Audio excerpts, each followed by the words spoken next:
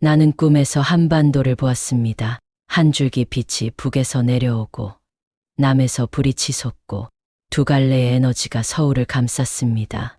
예언은 미국에서 시작되었다. 조용한 편지 한 장 좋아요. 부독은 영상 제작에 큰 힘이 됩니다. 2026년 1월 눈 내리는 아침. 서울 외교부 문서과의 직원은 이상한 봉투 하나를 손에 쥐었습니다. 국제 우편으로 도착한 이 서신에는 아무런 발신인 정보도 없고 봉투 겉면엔 단 2단어만 적혀 있었습니다. To Korea. 궁금증에 조심스레 봉투를 열자 그 안에는 영문으로 쓰인 손편지. 한 장과 함께 낡은 성경 구절이 끼워져 있었습니다. 편지에는 이렇게 쓰여 있었습니다. 나는 꿈에서 한반도를 보았습니다. 한 줄기 빛이 북에서 내려오고 남에서 불이 치솟고 두 갈래의 에너지가 서울을 감쌌습니다. 그리고 그 중심에는 붉은 글씨로 단 하나의 단어가 떠 있었습니다. 심판. 보낸 이는 에드워드 J. 윌슨 목사. 미국 텍사스주 오스틴 인근의 작은 마을 트래비스 카운티에 위치한 한 교회 소속 목사였습니다. 그는 단순한 지역 목회자가 아니었습니다. 전직 미 해군 군목 중동전 참전 경험, 영적 상담 경력 30년, 종교계와 군사정보계 양쪽 모두에서 조용한 신뢰를 받던 인물이었죠. 그런 그가 왜, 어떻게, 그리고 무엇보다도 왜 지금 한국을 향한 예언을 보낸 것일까요? 편지 내용은 단순한 종교적 기도문이 아니었습니다. 마치 외교 문건처럼 구조화되어 있었고 날짜와 시간, 시각적 장면, 그리고 상징적 인물까지 구체적으로 묘사되어 있었습니다. 나는 서울의 거리 위에 하얀 마스크를 쓴 군중이 행진하는 모습을 보았다. 그들은 무언가를 외치고 있었고 그 소리는 하늘로 올라가 검은 구름을 찢었다. 그 순간 청색 문양이 그려진 건물이 무너졌고 그 안에서 두 남자가 서로의 이름을 부르며 싸우기 시작했다. 이 장면은 정치적 혼란의 이미지로 해석할 수 있었습니다. 청색 문양은 대한민국의 대표 정당을 상징할 수도 있고 무너지는 건물은 정치적 신뢰의 붕괴 또는 제도적 실패를 암시하는 것일 수 있습니다.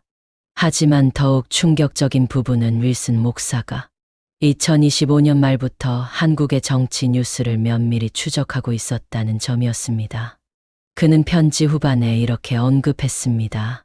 내가 본 꿈은 7일 동안 같은 장면을 반복했고 각기 다른 언어로 같은 메시지를 들었다. 한국의 운명이 결정되는 해가 온다. 선택은 내부에서 나오지 않고 외부에서 유입될 것이다. 이 대목은 외교가에서도 술렁이게 만들었습니다.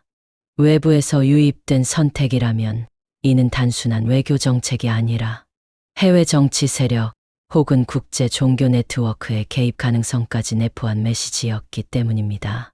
한편 윌슨 목사의 교회는 당시 유튜브로 예배 생중계를 하던 중이었는데 그는 어느 날 생방송 중 갑자기 카메라를 바라보며 말했습니다.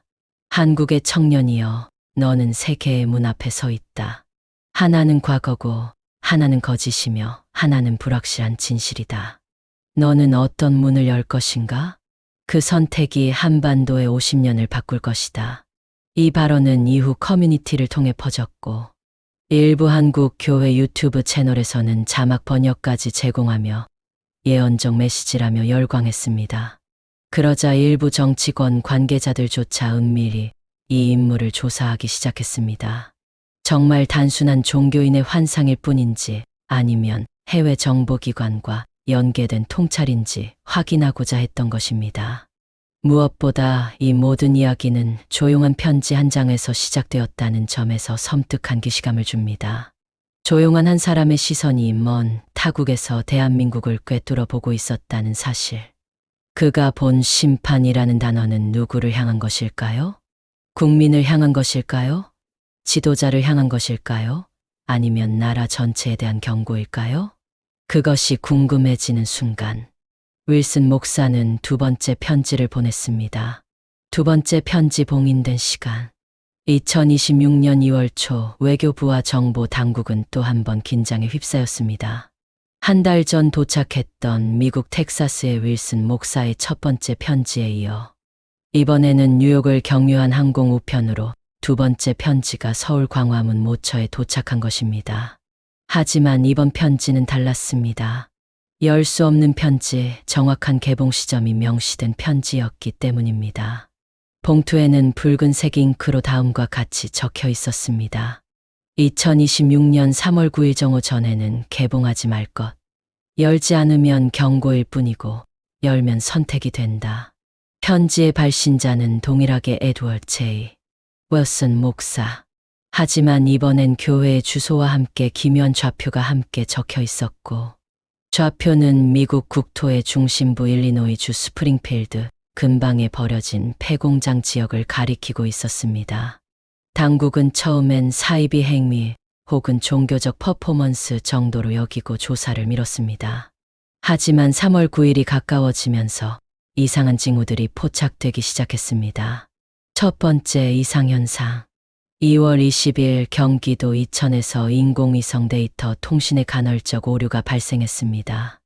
해당 구역은 한국군의 통신기지가 위치한 곳이기도 했습니다. 이상하게도 에드워드 윌슨 목사가 첫 번째 편지에서 언급했던 지역이 바로 이천과 가까운 동남쪽 평야지대였다는 점이 밝혀졌습니다. 나는 한국의 남쪽 평야지대 위의 전자신호의 혼선을 보았다. 그리고 그것은 한 도시의 명운을 뒤바꿨다. 국방부는 처음에는 기상 이상으로 보고했지만 이후 미 국방부 측에서 동시다발적으로 유사한 오류를 보고했다는 사실이 알려지면서 사건은 단순한 기술 장애가 아님이 드러났습니다. 두 번째 봉인의 개봉. 드디어 3월 9일 정오. 서울 외교부 비밀문서 해독실에서 편지가 조심스럽게 열렸습니다. 그 속에는 고대 문자와도 유사한 도형, 그리고 라틴어로 된 짧은 문장이 적힌 양피지 한 장이 있었습니다. Ex luz tenebris revelator. 빛 속에서 어둠이 드러난다. 그 아래에는 지도 모양의 도장이 찍혀 있었고 한반도 중앙에 붉은 점이 있었습니다. 특이한 점은 그 지점이 청와대도 아니고 국회도 아닌 N서울. 이 메시지는 해석을 놓고 논란을 불러일으켰습니다. 한편에서는 단순한 신비주의 상징으로 보았고, 다른 한편에서는 이 시기가 다가올 중대 정치 이벤트와 연관이 있다고 추정했습니다. 특히 편지 말미엔 이렇게 쓰여 있었습니다. 3월의 빛은 누구를 밝혀줄 것인가? 그 빛이 어느 쪽을 비출지는 국민이 아니라 하늘이 정한다. 그리고 빛이 닿지 못한 자는 어둠 속으로 사라진다. 이 문장은 정치적 맥락에서 큰 충격을 주었습니다. 당시 여당 내부에서는 3월 말 당대표 경선을 앞두고 치열한 경쟁이 벌어지고 있었고, 그 과정에서 일부 세력이 이 편지를 하늘의 경고로 해석해 경쟁 후보를 비방하는 데 이용하기도 했습니다. 그러나 진짜 충격은 이튿날 발생했습니다. 3월 10일 서울 시내 전역의 전광판 13곳이 3분간 동시에 꺼졌다가 다시 켜졌는데, 그 화면에 하얀 글씨로 동일한 문장이 나타났습니다. 빛 속에서 어둠이 드러난다. 편지에 있던 라틴어 문장의 한글 번역이었고, 누가 시스템을 해킹했는지는 지금까지도 확인되지 않았습니다. 그제서야 모두가 깨달았습니다. 이건 단순한 편지가 아니라 누군가 의도적으로 설계한 예언 시퀀스라는 것을요. 윌슨 목사의 편지들은 미래를 맞히기 위한 점괘가 아니라 정확한 시간에 맞춰 작동하는 하나의 정보 폭탄에 가까웠습니다. 이 시점부터 언론은 예언은 계획인가? 누가 윌슨을 움직이는가라는 질문을 던지기 시작했고, 몇몇 독립 언론은 윌슨 목사의 배후에 존재하는 비밀 종교 네트워크를 추적하기 시작했습니다. 그리고 드디어 윌슨 목사는 세 번째 메시지를 영상으로 직접 전송하기 시작합니다. 음성 파일의 진실. 3월 15일 오전 9시 한국의 국가정보원은 미국 텍사스 주 댈러스에서 보내진 한 통의 국제 특급 소포를 수령합니다. 발신인은 놀랍게도 에드워드 J. 윌슨 목사 본인이었고, 안에는 USB 하나와 짧은 메모지가 동봉되어 있었습니다. 메모지에는 단 한 문장이 적혀 있었습니다. 이제는 직접 들어야 할 때입니다. 수신지 주소는 청와대 국정상황실로 되어 있었고, 전달 과정 역시 기밀 경로로 처리된 탓에 외부 언론은 그 내용을 전혀 알 수 없었습니다. 하지만 국정원 내부 고위 관계자의 익명 제보가 한 인터넷 독립 언론사에 전달되면서 이 USB에 담긴 음성 파일의 존재가 세상에 알려지기 시작합니다. 음성 파일, 그리고 예언의 목소리. USB 안에는 단 하나의 오디오 파일이 담겨 있었습니다. 녹음 길이는 총 7분 46초. 처음 10초간은 무음, 그리고 고낮은 남성의 목소리가 등장합니다. 지금 이 목소리를 듣고 있다면 세 번째 봉인은 이미 열렸다. 그 목소리는 떨림이 없고 조용한 권위를 지닌 듯한 어조였습니다. 놀라운 것은 이 목소리가 AI 합성도, 후편집도 아닌 진짜 생음성으로 분석되었다는 점이었습니다. 더욱 충격적인 사실은 이 목소리가 윌슨 목사의 것이 아니라 1960년대 미국의 한 유명 설교자 레너드 하우스 목사와 일치한다는 점이었습니다. 레너드 하우스는 1973년 심장마비로 사망한 인물로 생전 기독교 예언 운동의 선구자로 불렸던 인물이었습니다. 그의 음성이 2026년에 녹음된 USB 안에 등장한 것은 과학적으로 설명이 불가능했습니다. 예언의 목소리 속에 숨겨진 지형 좌표. 녹음 파일 중반, 목소리는 돌연 구체적인 위치를 언급하기 시작합니다. 산과 산이 마주보는 곳, 물줄기 셋이 한강을 감싸고 붉은 탑이 그림자를 들이우는 바로 그곳. 그곳에서 운명의 대결이 벌어진다. 이는 많은 사람들에게 즉각적으로 서울 남산, 용산구 일대를 떠올리게 했습니다. 붉은 탑은 누가 봐도 엔서울타워로 해석되었고, 운명의 대결이라는 표현은 2026년 대선의 핵심 격전지를 상징하는 것으로 받아들여졌습니다. 그런데 이 부분에서 놀라운 점이 하나 있었습니다.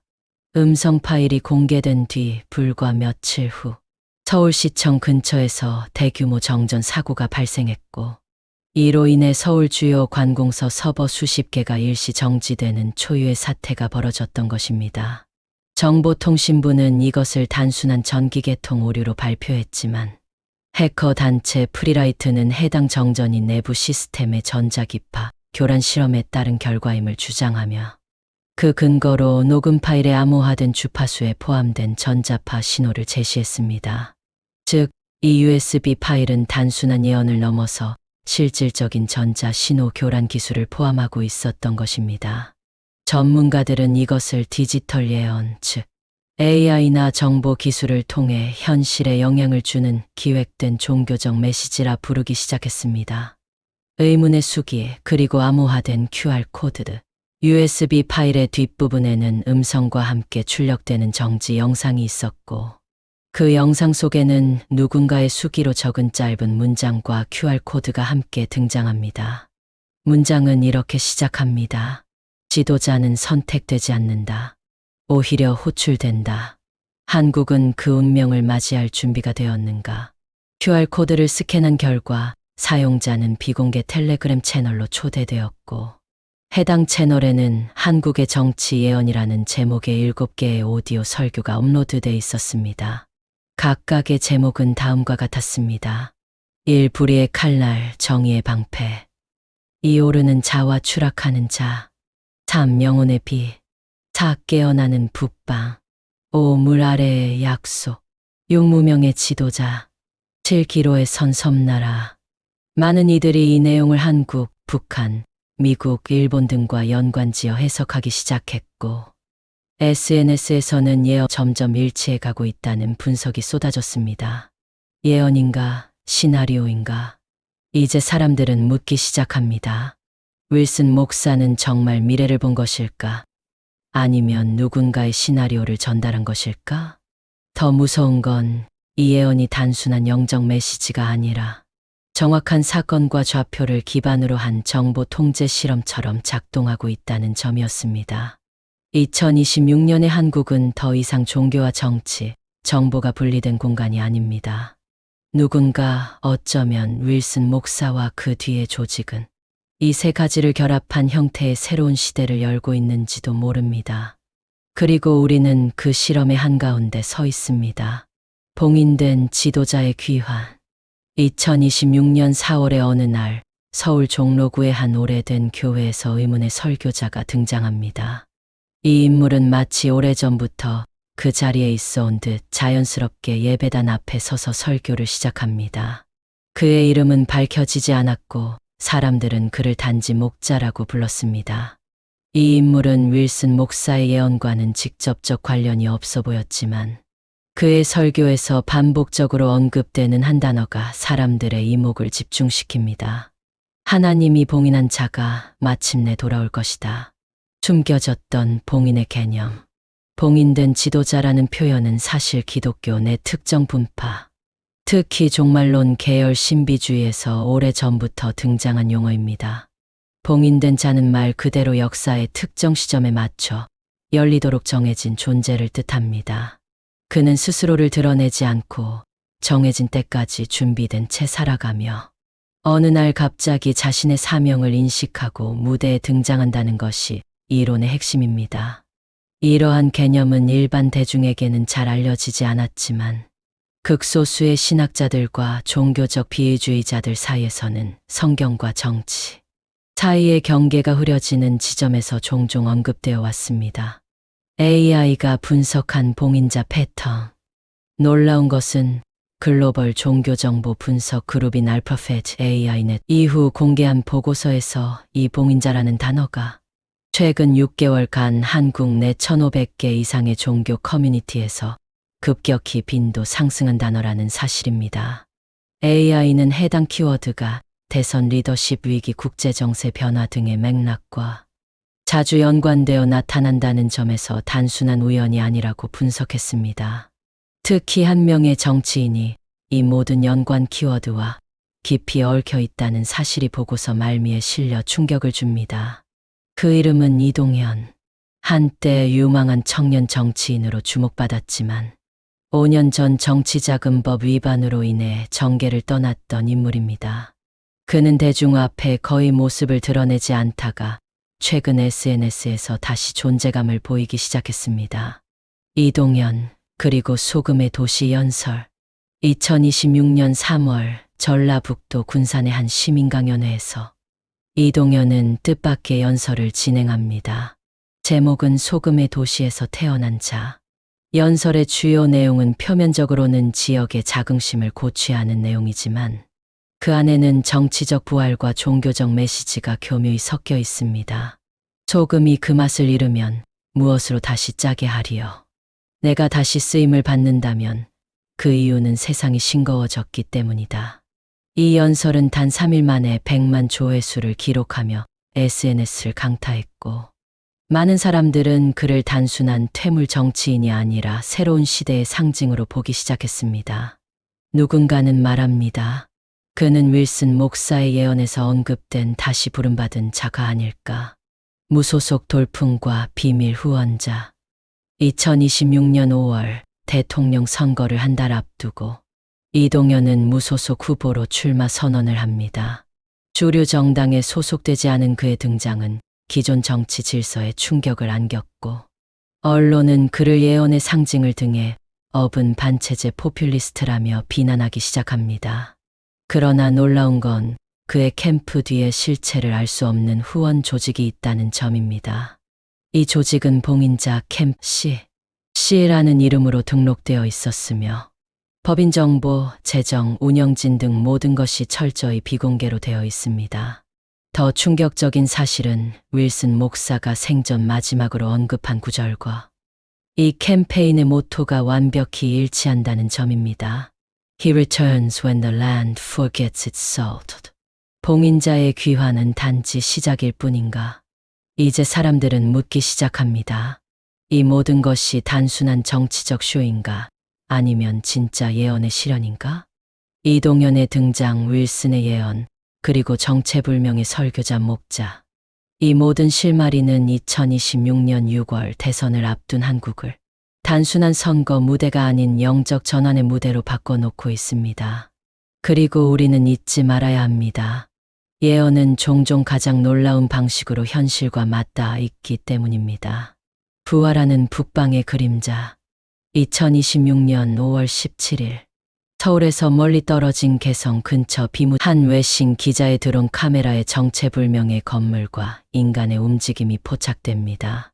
처음엔 단순한 군사훈련으로 추정되었지만 확대된 영상 속 붉은 깃발과 수십 명의 흰 옷을 입은 인물들이 포착되자 전 세계 정보기관들이 즉각 반응했습니다. 그리고 곧 퍼지기 시작한 하나의 단어. 북방의 그림자. 북방이라는 코드. 북방이라는 말은 표면적으로 북한을 지칭하는 듯 보입니다. 하지만 윌슨 목사가 생전에 남긴 예언집에 따르면 북방은 단순한 지리적 개념이 아니었습니다. 그는 이렇게 말했습니다. 북방은 봉인된 시간이 열릴 때 남방의 혼란 위로 그림자를 들이운다. 이는 많은 해석을 낳았습니다. 어떤 이들은 이를 북한의 도발로 해석했고 다른 이들은 정치적, 종교적 새로운 흐름의 출현을 뜻한다고 주장했습니다. 하지만 정작 놀라운 건 2026년 현재 이 북방이라는 개념이 실제로 한국 남부 사회 곳곳에 영향을 끼치고 있다는 사실입니다. 그림자단의 출현, 제주도, 부산, 광주. 이 세 지역의 기독교 기반 신흥 커뮤니티에서 서로 연결되지 않은 것으로 보였던 그림자단 펠로쉽이라는 이름의 소규모 조직이 등장합니다. 이 단체는 외형적으로는 기도 모임과 봉사활동을 하는 공동체처럼 보입니다. 그러나 내부 문건과 SNS 메시지를 분석해본 결과 이들은 윌슨 목사의 예언서 일부를 성경 외 경전으로 추앙하며 행동 강령으로 삼고 있는 집단임이 드러납니다. 그리고 이들이 가장 경계하는 존재는 아이러니하게도 이동연 후보입니다. 그는 남방의 소금일 수 있다. 하지만 북방의 바람이 몰려오면 소금은 바다에 녹는다. 이것은 단지 시적인 표현이 아닙니다.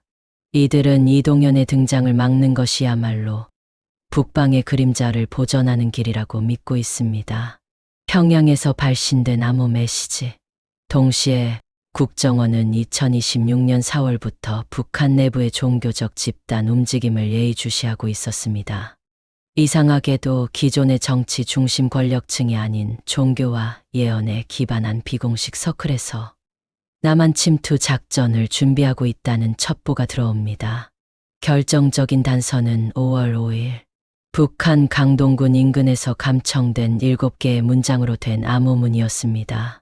이 문장은 윌슨 목사의 예언서 4장 7절과 완벽히 일치합니다. 내가 알지 못한 길에서 그가 나타날 것이다. 북에서 남으로 흐르며 오래된 이름을 다시 부르리라. 누군가는 말합니다. 북한 내부에서조차 예언을 정치적 도구로 이용하는 비선 조직이 움직이고 있는 것 아니냐고.